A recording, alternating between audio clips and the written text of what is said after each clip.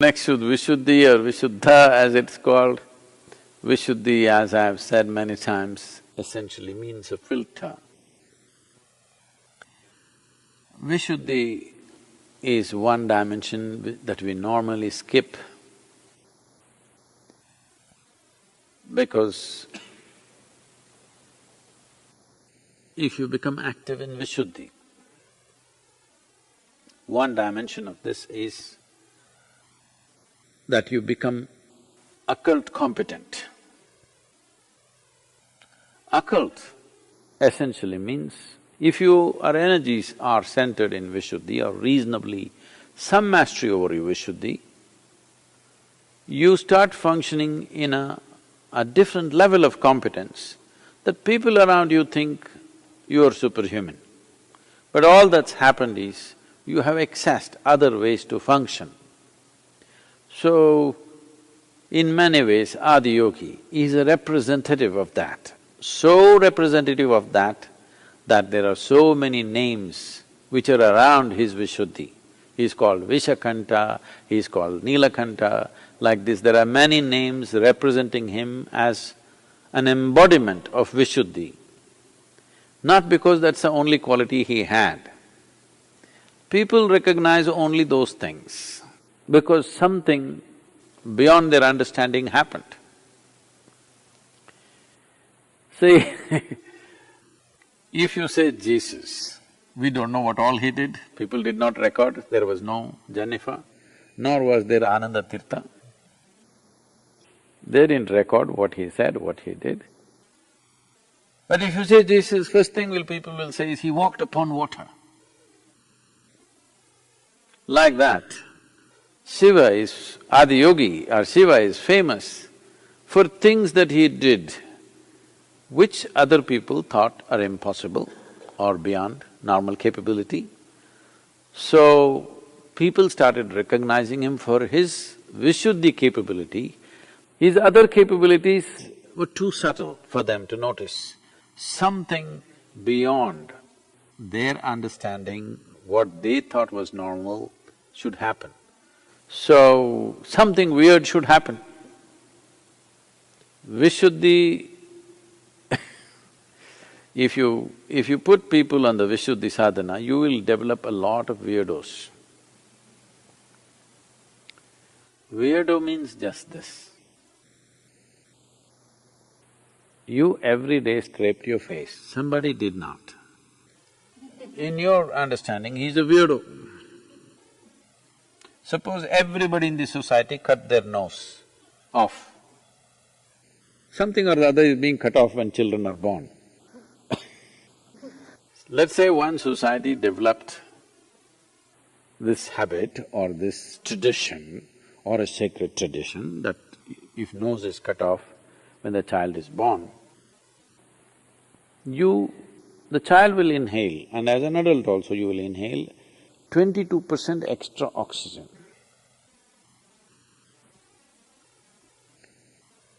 Much healthier, much better. You won't need a tissue. Eco-friendly it is, many things. So if this happened, suddenly if one person came with a intact nose, suddenly he will look like a weirdo. If one's Vishuddhi becomes active,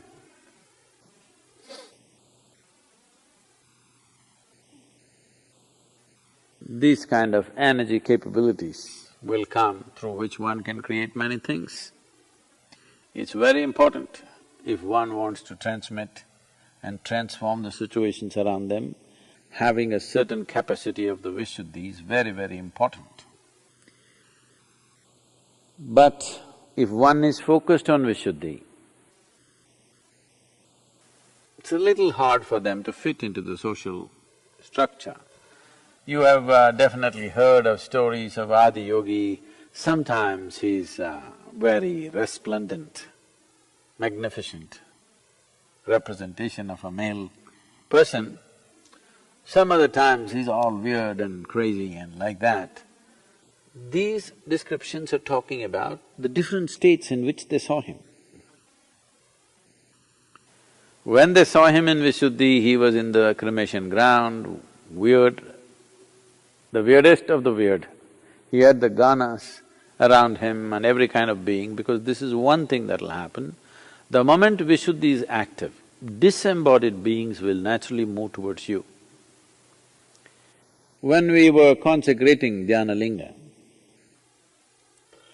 I was preparing people for different chakras, but Vishuddhi is one thing I could not train anybody for because we didn't have anybody weird enough. We had weird people, but not weird enough for a quick transformation, the time… having a time constraints, the kind of time constraints we had at that time. So I decided to use a certain disembodied being, a yogi who's attained to a certain level, strong in the Vishuddhi, so we decided to use him.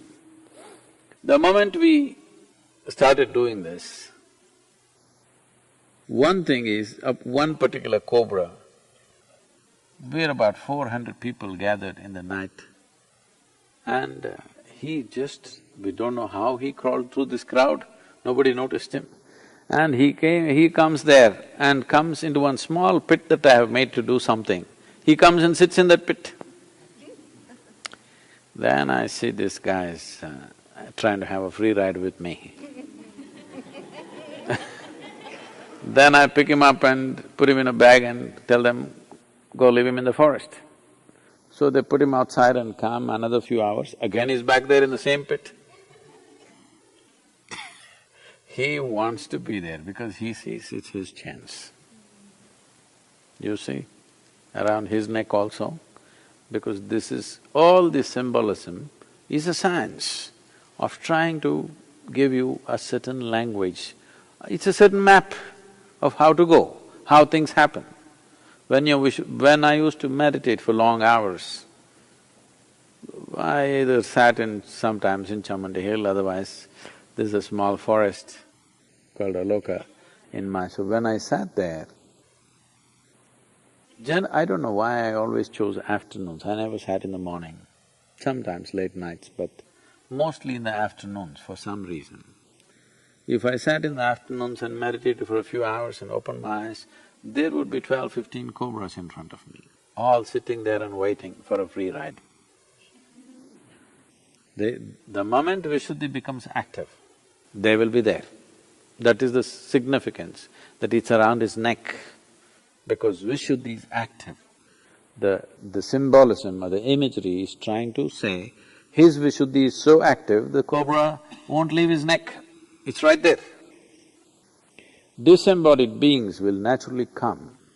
Once again, Vishuddhi is something that we normally skip with most people, because one who is looking for realization, he need not go through all these works.